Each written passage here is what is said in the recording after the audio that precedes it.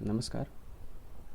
आज हम फेज़ और स्टेट के बीच का डिफरेंस समझेंगे। फेज़ क्या होता है, स्टेट क्या होता है, और फेज़ कितने टाइप्स के पॉसिबल हैं और स्टेट कितने टाइप के पॉसिबल हैं। अ, तो आप सबसे पहले मैंने कुछ नोट्स लिख रखे हैं, आप अभी उसको पढ़ने मत लगिए। हम धीरे धीरे उसको समझेंगे। मैंने नोट्स बना लिया है इसलिए ताकि मैं कुछ चीज़ छूट ना जाए एक्सप्लेन करते हुए, इसलिए मैंने पहले नोट्स बना लिया है। तो सबसे पहले आप चूँकि स्टेट की बात कर रहे हैं, फेज़ की बात कर रहे हैं, तो सारी चीज़ें ये किसी न किसी मैटर के लिए डिफाइंड है। तो आपको सबसे पहले मैटर समझना होगा, और मैटर का डेफिनेशन बड़ा सिंपल है। डेफिनेशन छोड़िए, आपके अगल बगल जो भी चीज़ आप देख रहे हैं, जो चीज़ हालांकि नहीं भी दिख रही है वो भी मैटर है। जैसे कि आपका गैसेस, हवा वगैरह तो नहीं दिखता है, फिर भी वो मैटर हैं। आप उसको देखना चाहें तो देख सकते हैं, उसको कंप्रेस कर दीजिए थोड़ा सा प्रेशर वगैरह लगा के, तो आपको दिखने भी लगता है। तो आपके आसपास आप फर्नीचर्स, आपकी घर, एवरीथिंग, एवरी सिंगल थिंग, आप जो भी आप मोबाइल या लैपटॉप होल्ड कर रहे हैं, एवरीथिंग इज़ मैटर, राइट। तो मैटर की साइंटिफिक डेफिनेशन क्या है? आपने फिफ्थ सिक्स क्लास में अपने सब के डेफिनेशंस पढ़ रखे होंगे कि anything which have mass and occupy some space is matter, right. तो ये ठीक है मुझे थोड़ा सा फिलोसॉफिकल डेफिनेशन लगता है। Well, the more scientific definition ये है, anything that is made up of atoms is matter, right. Atoms और molecules, right, obviously you understand this कि कोई भी चीज़ जो अणु या परमाणु से बनी हुई है वो मैटर है, यानी पदार्थ है। मैटर का हिंदी पदार्थ होता है, ठीक है, और मास का हिंदी द्रव्यमान होता है। तो anything which is made up of atoms, और आप अगल बगल जो भी देख रहे हैं, इवन यू योरसेल्फ, आप मनुष्य का शरीर जो है आप वो सेल्स से मिलकर बना हुआ है। लेकिन सेल्स इटसेल्फ जो कि इनऑर्गेनिक या ऑर्गेनिक, उसमें अंदर मॉलिक्यूल्स हैं, और मॉलिक्यूल्स एटम से मिलकर के बने हुए हैं। तो आपका खुद शरीर भी एटम से ही मिलकर बना हुआ है। तो सब चीज़ अगर आपके इस ब्रह्मांड में मैटर ही है। हालांकि मैं ज़्यादा दूर नहीं मतलब ज़्यादा डिस्कस नहीं करना चाहता, क्योंकि और भी ढेर सारी थियरीज हैं, डार्क मैटर और पता नहीं क्या क्या, बट वो सब अभी पाया नहीं गया है। मतलब थियोरेटिकली एग्जिस्ट करते हैं अभी, उसका जो मतलब प्रैक्टिकली खोज जो है वो जारी है। अपने भारत में भी झारखंड में एक लैब लगाया गया है उस सब चीज़ों की खोज के लिए, बट हम उधर नहीं जा रहे। अभी मैटर बात करते हैं। Matter means normal matter. तो आप समझ गए मैटर क्या होता है, anything that is made up of atoms. तो और फिर बात आती है, ठीक है भाई, anything that is made of atoms is matter, okay, but अगर अगर आप अगल बगल देख रहे हैं, सारे मैटर्स जो हैं वो अलग अलग क्यों दिखते हैं? हर चीज़ एक जैसा तो नहीं है। लकड़ी अलग है, लोहा अलग दिखता है। सिर्फ दिखने की बात नहीं कर रहे हैं, प्रॉपर्टीज़ की भी बात कर रहे हैं। तो लोहा की प्रॉपर्टीज़ अलग है, लकड़ी की प्रॉपर्टीज़ अलग है। लकड़ी जल जाती है, लोहा जलता नहीं। लोहा तो पिघल जाता है। तो अलग अलग प्रॉपर्टीज़ हैं। कागज़ है, कागज़ भी जलता है, पिघलता नहीं है। तो ऐसी ऐसी चीज़ें देखें तो अलग अलग प्रॉपर्टीज़ हैं सारे सारे मैटर्स की। अगर आप आगे अपने आसपास देखें तो वो क्यों है? तो अलग अलग प्रॉपर्टीज़ मैटर की होने का कारण है फॉर्म ऑफ मैटर, कि मैटर जो है वो किस तरीके से बना है। मतलब कि मैटर क्या है? एटम से बना हुआ है। तो एटम्स किस तरीके से अरेंज्ड हैं, वही फॉर्म ऑफ मैटर है। तो आपने बड़ा बचपन में पाँचवीं छठी क्लास में पढ़ी होगी कि भाई फॉर्म ऑफ मैटर तीन है, सॉलिड हैं, लिक्विड हैं, गैस हैं, और बड़ा ओल्ड सा डेफिनेशन है। मैं पहले ही बता दे रहा हूँ, वो बड़ा ओल्ड और नॉन साइंटिफिक डेफिनेशन मुझे लगता है। हालांकि साइंटिफिक कम्युनिटी भी एक्सेप्ट करती है कि वो ज़्यादा एक्यूरेट और रिजिड डेफिनेशन नहीं है, क्योंकि आप सॉलिड की प्रॉपर्टी सिर्फ वॉल्यूम और शेप नहीं होती। आपने पढ़ा होगा ना कि सॉलिड का वॉल्यूम चेंज नहीं होता, शेप चेंज नहीं होता, रिजिड होता है। सॉलिड को कहीं डाल दीजिए तो वो अपना वॉल्यूम मेंटेन रखता है। फिर लिक्विड है तो वो थोड़ा रिजिड नहीं होता, उसके मॉलिक्यूल्स इधर उधर हिल सकते हैं, ग्लाइड कर सकते हैं, और उसका वॉल्यूम तो फिक्स होता है लेकिन शेप फिक्स नहीं होता। गैस के केस में इसके मॉलिक्यूल्स बहुत, एटम्स या मॉलिक्यूल्स बहुत दूर दूर होते हैं। ये एक दूसरे के मोशन करने के लिए फ्री होते हैं। इनका ना ही वॉल्यूम फिक्स होता है, ना ही शेप फिक्स होता है। अच्छा, मैंने ये तीन आपने पढ़ा होगा, फिर जाके 9th क्लास में आपने पढ़ा होगा कि प्लाज्मा भी होता है, बीईसी भी होता है। लेकिन मैं श्योरली कह सकता हूँ कि आपने प्लाज्मा कुछ समय नहीं समझा होगा, क्योंकि मैं भी नहीं समझा था। आगे जाके समझा कि प्लाज्मा क्या होता है, बोस-एक्टिन कंडेंसेट क्या होता है। तो हमने जो फोर्थ और फिफ्थ स्टेट ऑफ मैटर है, ये प्लाज्मा और बीईसी, इसमें हम शेप और वॉल्यूम की तो बात ही नहीं करते। यहाँ पे बात होती है इसके अलग अलग प्रॉपर्टीज़ की, दूसरे प्रॉपर्टीज़ की। तो ये कहना कि सिर्फ वॉल्यूम और शेप से हम जो है मैटर का स्टेट बता सकते हैं, मतलब स्टेट डिफाइन होना चाहिए, तो ये गलत है। वॉल्यूम और शेप से this is not the correct parameter to define the shape of the matter, sorry, state of the matter. क्योंकि मैं आपको प्लाज्मा की बता रहा हूँ, मैंने यहाँ पे लिख रखा है प्लाज्मा भी, इसका भी इंडेफिनिट शेप होता है और साइज़ और volume just like gases, but it is another form of matter. मतलब मैं बताना चाहता हूँ प्लाज्मा में होता क्या है, बस गैस ही होता है, लेकिन फ़र्क क्या होता है कि इसके प्रोटॉन्स या न्यूक्लियस कहें, न्यूक्लियस और इलेक्ट्रॉन्स अलग अलग हो जाते हैं, ये एक दूसरे से बंधे नहीं रहते। ऐसा क्यों होता है? क्योंकि ये हाई इलेक्ट्रिक फील्ड में इसको रख दीजिएगा तो ये बन जाता है। तो ये अलग अनदर फॉर्म ऑफ मैटर है, लेकिन इसमें वॉल्यूम और शेप वाला डेफिनेशन से आप इसको अनदर फॉर्म नहीं कह सकते, क्योंकि वॉल्यूम तो इसका भी फिक्स नहीं है, शेप भी इसका फिक्स नहीं है, जस्ट लाइक गैसेस। और ना ही ये रिजिड है, तो जस्ट लाइक गैसेज अगर आप वो 3 या 2 प्रॉपर्टी के बेसिस पे अगर इसका स्टेट क्लासीफाई करने की कोशिश करें तो ये जस्ट लाइक गैस है। बट नो, गैस के एटम्स में प्रोटॉन, न्यूक्लियस और इलेक्ट्रॉन एक साथ होते हैं, बंधे होते हैं। बट इसमें बहुत ज़्यादा इलेक्ट्रिक चार्ज अगर हम प्रोड्यूस कर दें या बहुत ज़्यादा टेम्परेचर हो जाए तो इलेक्ट्रॉन्स और न्यूट्रॉन्स और प्रोटॉन्स जो मतलब न्यूक्लियस में बंधे हुए हैं वो दूर दूर हो जाते हैं और फ्रीली मूव करने के लिए इंडिपेंडेंट होते हैं। तो ये प्लाज्मा कहलाता है। और ये प्लाज्मा बनता कहाँ है? प्लाज्मा आपका बनता है सूर्य पे, सन पे। प्लाज्मा पृथ्वी पर भी बनता है। पृथ्वी पे जब लाइटनिंग होती है, या पुराने ज़माने या कुछ साल पहले, अभी एलईडी से पहले जब सीएफएल लैंप्स चलते थे, कम्पैक्ट फ्लोरोसेंट लैंप्स, तो उसमें भी प्लाज्मा ही बनता था। उसमें एक्चुअली में होता क्या था कि गैस पैक्ड रहता था, नियॉन या शायद पता नहीं कुछ गैस पैक्ड रहते थे नियॉन बल्ब्स में, और बहुत ज़्यादा टेम्परेचर हो जाने की वजह से वो प्लाज्मा स्टेट में चला जाता था। और आप लाइट कैसे इमिट करता था, तो आप, मुझे नहीं पता आप कौन से क्लास के स्टूडेंट है। यदि आप 12th के स्टूडेंट हैं तो मॉडर्न फिजिक्स में आपने पढ़ा होगा कि इलेक्ट्रॉन्स जो हैं, ये अगर न्यूक्लियस है तो इलेक्ट्रॉन्स जो हैं जब हाईयर स्टेट में जाते हैं और हाईयर स्टेट से जब वापस आते हैं तो एक फोटॉन्स रिलीज़ करते हैं, जो कि फोटॉन्स क्या है, लाइट है। तो यही इलेक्ट्रॉन्स हाई स्टेट में जाते हैं, लो स्टेट में जाते हैं और अलग अलग एनर्जी लूज़ करते हैं, गेन करते हैं, तो उस वजह से लाइट रिलीज़ होता है या फोटॉन्स रिलीज़ होते हैं। तो इस केस से हम लोग का जो सीएफएल बल्ब्स था वो लाइट भी देता था, एनर्जी रिलीज़ करता था। तो ये हुई प्लाज्मा की बात। आप सिर्फ तो स्टेट का मैंने जैसे कहा कि state, the definition of state don't have any rigid definition. इसका कोई रिजिड डेफिनेशन नहीं है, it is defined more arbitrarily.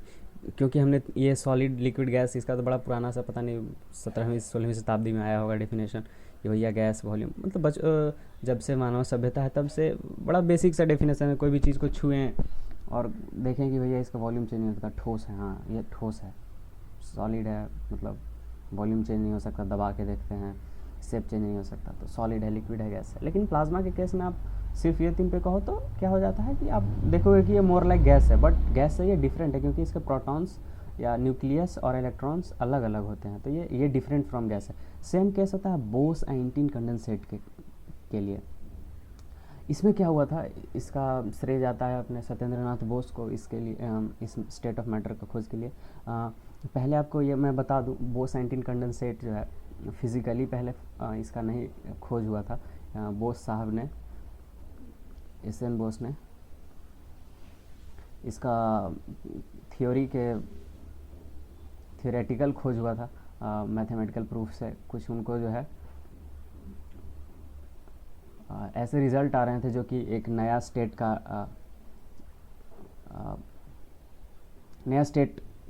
Definition हो रहा था। मतलब जैसे कि नॉर्मल स्टेट के रूल्स को फॉलो नहीं कर रहा था। मतलब एक्चुअली वो क्या कर रहे थे कि बहुत लो टेम्परेचर 10⁻⁻⁶ केल्विन के रेंज में जब जा रहे थे तो उनको जो नॉर्मल बिहेवियर था वो नहीं मिल रहा था। मतलब इतना लो टेम्परेचर पे जनरली हम कंसीव करते हैं, मतलब कल्पना करते हैं कि हमें सॉलिड ही मिलेगा, परफेक्ट सॉलिड मिलेगा। जैसे आप देखते हो कि कोई भी चीज़ें जब हम लो टेम्परेचर पे ले जाते हैं तो वो लगभग सॉलिड की तरह बिहेव करती हैं या सॉलिडिटी की तरफ जाती हैं। जैसे आप वाटर को ही ले लो, अभी नॉर्मल टेम्परेचर पे वो लिक्विड है, आप उसको थोड़ा कूल कर दो कूल कर दो तो वो आइस बन जाएगी जो कि सॉलिड है। अब इसको और आप और कूल करते जाओ और कूल करते जाओ और कूल कर करके 0 केल्विन होता है ना, उससे थोड़ा सा ऊपर, ये लगभग 0 केल्विन के ही बराबर है, 10⁻⁻6 केल्विन। तो 10⁻⁻6 केल्विन के रेंज में जब जाता है, आप पूछोगे कि क्या ये टेम्परेचर पॉसिबल है? हाँ पॉसिबल है। लैब्स में जब बोस साहब ने इसकी कल्पना की थी, उसके कई साल बाद लैब में इसका पुष्टि किया गया था कि हाँ बोस-आइंस्टीन कंडेंसेट होता है। तो इस टेम्परेचर पे जाते हैं तो हमें सॉलिड नहीं मिलता है। हमने कल्पना की थी कि शायद सॉलिड ही मिलेगा, बट सॉलिड नहीं होता है। आप ज़्यादा इसको शायद समझ नहीं पाओगे। जैसे ऐसा होना चाहिए था, एटम्स, डिस्क्रीट एटम्स होने चाहिए थे। लो टेम्परेचर पे सॉलिड ही मिलना का हम आशा कर रहे थे, बट ऐसा नहीं होता। सारे एटम्स अपनी आइडेंटिटी खो देते हैं। आइडेंटिटी खो देने का क्या मतलब है? जैसे कि आप एग्जैक्टली जैसे ये एटम्स है, फर्स्ट ए, अगर ये एटम है तो आप सॉलिड में ये जानते हैं कि एटम्स एक जगह पे फिक्स होते हैं। तो आप ये उम्मीद कर रहे हैं कि ए यहाँ पर होगा, और ये अगर बी है तो बी यहाँ पर होगा, और ए और बी में फ़र्क होगा। तो लो टेम्परेचर पे जाने से ये सारे एटम्स एक दूसरे में मिल जाते हैं और छोटे छोटे वेव जिसको वेव पैकेट्स बोलते हैं, इस तरीके से हो जाते हैं। ये थोड़ा विजुअलाइज़ करना बड़ा मुश्किल है, बट ये होता है। और इसका बिहेवियर भी बहुत अलग होता है नॉर्मल मैटर से। तो इसको भी एक नया स्टेट मिला जिसको कहा गया बोस-आइंस्टीन कंडेंसेट। आइंस्टीन का नाम इसलिए आता है क्योंकि बोस साहब ने अपना पेपर आइंस्टीन को भेजा था अपना पब्लिश करवाने के लिए। तो आइंस्टीन में कुछ उसमें मॉडिफिकेशंस वगैरह किए थे, इसलिए इसका नाम बोस-आइंस्टीन कंडेंसेट है। तो ये हुआ बीईसी की बात। अभी हम और स्टेट में ही चर्चा करेंगे। तो स्टेट हमें अभी तक हमने जितना भी पढ़ा उसमें हमने ये देखा कि ठीक है, हम अरेंजमेंट की बात करते हैं, लेकिन अरेंजमेंट में बहुत ज़्यादा डीप नहीं जाते। हम बता रहे हैं कि अगर एटम्स दूर दूर हैं तो गैस है, थोड़ा नज़दीक है तो लिक्विड है, और एकदम कम्पैक्ट है तो सॉलिड है। प्लाज्मा में भी है। तो हम ये तो बात कर रहे हैं कि इलेक्ट्रॉन्स जो हैं अपने न्यूक्लियस से अलग हो चुके हैं, लेकिन ये नहीं बता रहे हैं कि किस तरीके से अलग हुए, क्योंकि अलग होंगे तो डिफरेंट ओरिएंटेशंस पॉसिबल है। तो ये बात नहीं कर रहे हैं हम, बस एक ओवरऑल व्यू दे रहे हैं कि एटम नज़दीक है या क्लोज है। एटम्स का एक सिंगल स्टेट बताने की कोशिश कर रहे हैं कि एटम कहाँ है, कैसे है।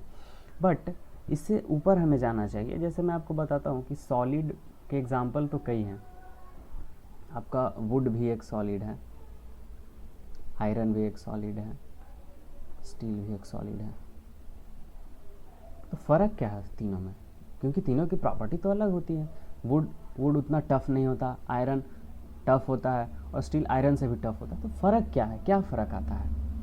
फ़र्क आता है एटॉमिक अरेंजमेंट का, इंटरनल एटॉमिक अरेंजमेंट।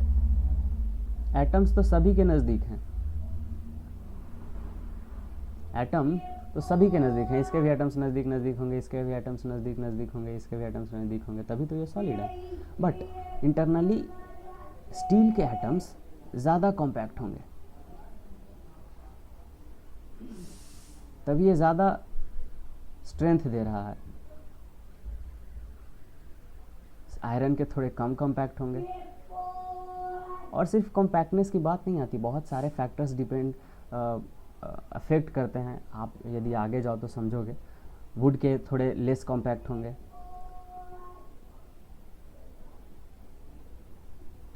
तो फेज़ क्या होता है? फेज़ यही होता है, internal atomic arrangement. Internal atomic arrangement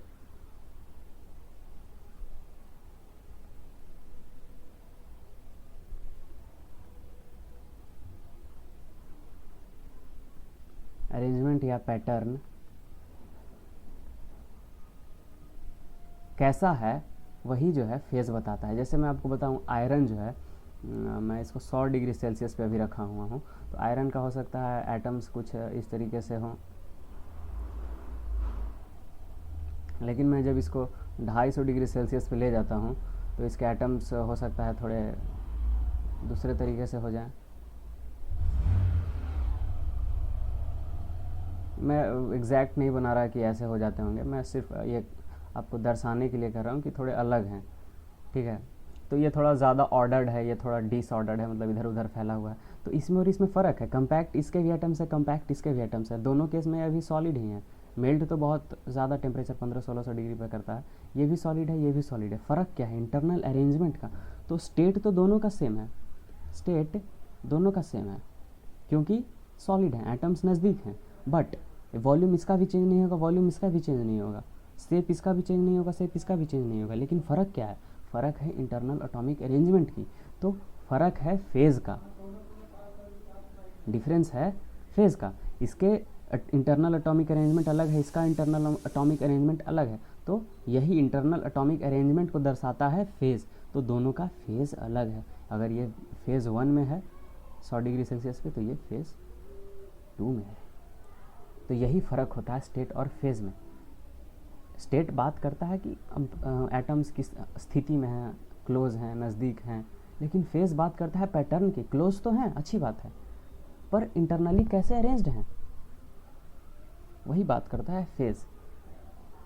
अच्छा, कहीं कहीं पे होता क्या है कि आपको स्टेट और फेज़ दोनों सेम मान लिया जाता है। जैसे इन द केस आपने जब पढ़ा होगा तो आपको कभी कभी ये बता दिया था कि फेजेस ऑफ वाटर या फेजेस ऑफ मैटर में भी लिख दिया जाता है सॉलिड, लिक्विड, गैस।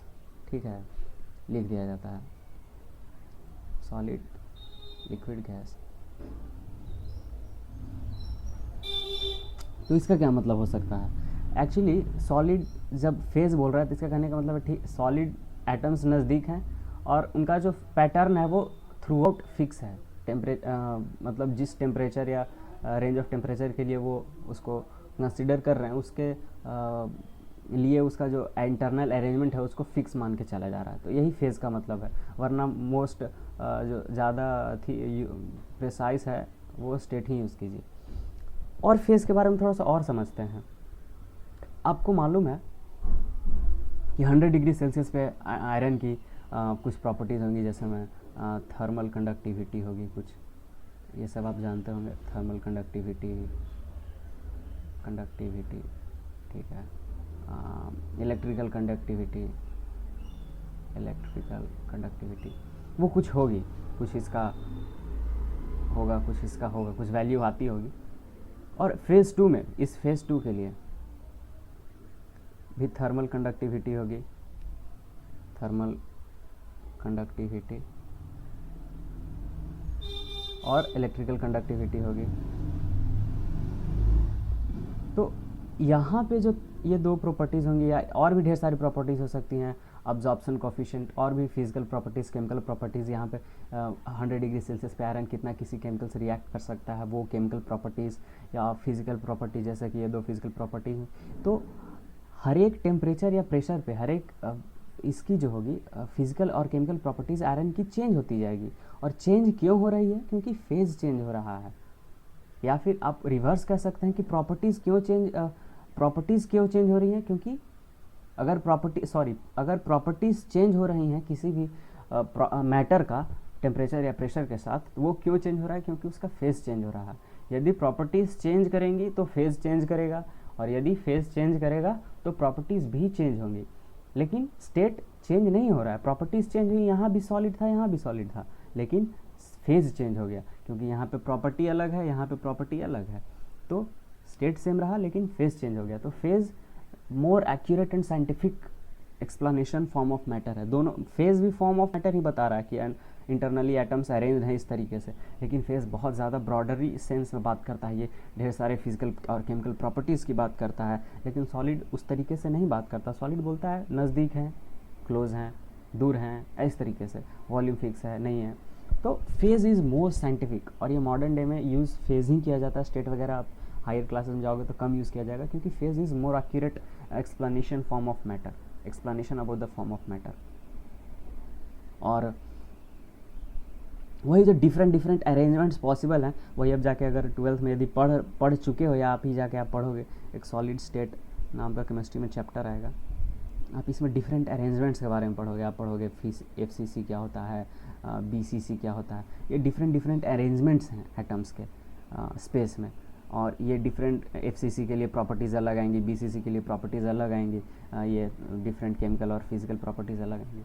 तो मुझे लगता है अब आप फेज़ और स्टेट के बीच के डिफरेंस को समझ चुके होंगे। बड़ा बेसिक एक दो पंक्तियों में यदि कहूँ फेज़ और स्टेट का क्या है, तो स्टेट जो है सिर्फ बात करेगा एटम्स क्लोज हैं, नज़दीक हैं, फलना डिम का, इस टाइप की चीज़। But phase is more accurate and scientific, ये बात करेगा क्लोज हैं, ओके, बट इंटरनली अरेंजमेंट कैसा है, फिजिकल प्रॉपर्टीज़ क्या हैं, केमिकल प्रॉपर्टीज़ क्या हैं। यदि केमिकल और फिजिकल प्रॉपर्टीज़ सेम है तो वो एक फेज़ में है, यदि केमिकल और फिजिकल प्रॉपर्टीज़ अलग अलग हैं तो वो दूसरे फेज़ में है।